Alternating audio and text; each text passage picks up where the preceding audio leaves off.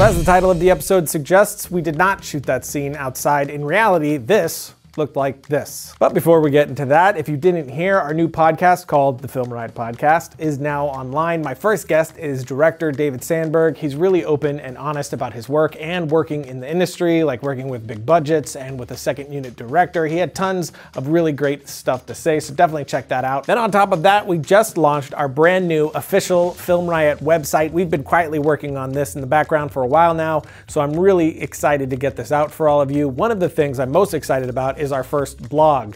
We will be updating this with all kinds of filmmaker info, curated goodies, and other things. We have big plans to continue to build this, so definitely check that out and the rest of the site. You can find a link for that in the notes below, or just go to filmriot.com, which is easy enough to remember. But now back on topic. A while ago, I worked on a big budget project, which I can't name. And on this project, I acted in sort of a second unit role, filling in scenes where it needed to and so on. One of the things I was asked to do was to do some pickup shots for a jungle scene that was shot a few nights before. There were some shots that they still needed to grab and weren't able to that night, but we no longer had access to that jungle area or anything that looked like a jungle area, and it was the daytime. So I just had to figure it out indoors. What I ended up doing is exactly what we're going to show you here, and all the shots did end up getting used and is in the actual project in question, and you can't tell, and it's just a really fun technique that's surprisingly simple and effective.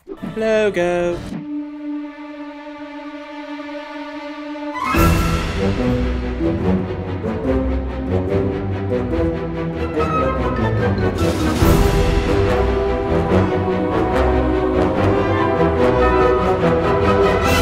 So we started our day off with me and Polly going out in the freezing cold and wet to pull all these trees in. We wrestled them out of the ground and brought them in so we could use them to dress our set, which of course meant our shoes got totally soaked because we were dumb and didn't wear the right shoes, but it's okay. A Target run fixed that. Best friends forevermore. So we have all our trees and leaves and shrubbery and what have you in the warehouse now, and we've set them all up on C-stands and light stands so we can easily move them around as we go. And in the background, we put up some black blankets and put some more stuff on top of that to make it seem like it just keeps going and going. The black blankets do a great job at blacking out the background to make it seem like there's no end to our set. So everything feels very big and in this dense forest. Then after that, it's really just a matter of creating foreground, midground, and background to really sell the effect, mixed with some haze to create some atmosphere so it doesn't feel like we're just in this room. So we have things like this right here, which is some just dead grass that we've taped together, and we can smush right on top of a light stand, and we can move this around wherever we need to for some really great foreground and other elements that are dipping down into frame, just making it feel like these things are coming from every possible angle. And then again, having something like a midground, which is this big piece right here, which was our saving grace, which we could keep going along a line so it just looked like this line of bush or tree or whatever it was, mixing it with different style of leaves and twigs and branches so it felt varied and not like we just got one type of thing and smushed it together, because again, that would just make it feel like a set. So all those things mixed together made this whole thing very convincing, mixed of course with Daniel's lighting. So nighttime exteriors can sometimes be a little bit tricky, especially when we're inside and we're using artificial light to replicate what we would have outside. The most obvious kind of source, especially in nature, would be the moon. So we're kind of replicating that here. Doesn't have to be super realistic, but just somewhat believable. So we started with a real soft top light that we really wanted to have that blue feeling. So we used an Aperture 300D through a space light gelled with a blue full CTB. Underneath that is a 8x silk. So the space light basically spills out the sides with the bottom blacked out and then comes down through that silk as a really soft, nice blue light that just sort of gives you the feeling of the moon without any hard source direct lights that really look fake. From there, it was just a matter of filling in areas I knew we would need pockets of light, and specifically a backlight. We knew we would need some sort of edge. With a lot of haze in the room, what's great about haze is that it provides the light something to hit. Whereas without haze, you would just be feeling it on their shoulder. With haze, you feel all of this behind them as sort of this atmosphere. And it really adds a lot to sort of sell the feeling of whatever scene that we're in, specifically this jungle scene. So we use a Westcott ice light wrapped in full CTB.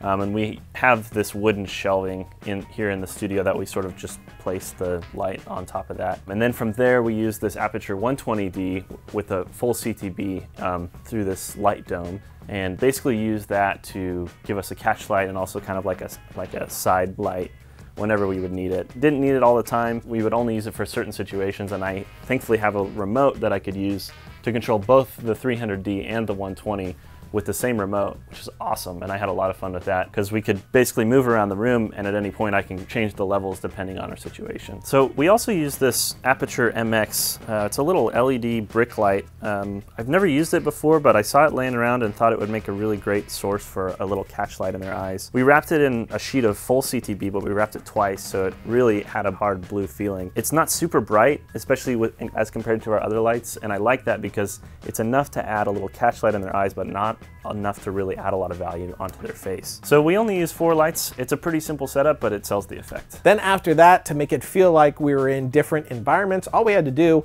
was move the light stands around depending on where we wanted our actors to be, so it didn't feel like we were just shooting down the same corridor over and over again, because that's exactly what we were doing. We were really only shooting in one direction for the most part, doing what they call a French turnaround. So we're shooting in this direction, then we cut, we move the trees around, put our other actor in, which it's supposed to look like our 2 actors are looking at, and then we film in the same direction, but it doesn't look like that, which, like I said, is a French turnaround. So again, we just move things around. We got a bunch of different environments because all of this is nondescript chaos, and it just totally worked, and surprisingly so. I gotta say, I'm pretty surprised at how well this worked. This stuff mixed with some water on the leaves when we needed to, mixed with some misting of our actors to give it a little bit more to make it feel like it was humid and hot and outside, and the whole thing came together really well.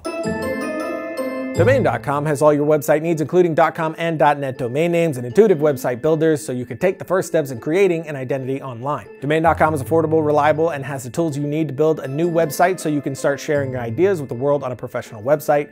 No domain extension is going to help you tell your story like a .com or .net domain name, and if you want to brand yourself online, Domain.com has over 300 domain extensions to fit your needs from .club to .space. And of course, they're giving you 15% off their already affordable prices when you get domain names, web hosting, and email. Just use the coupon code FilmRiot at Domain.com's checkout.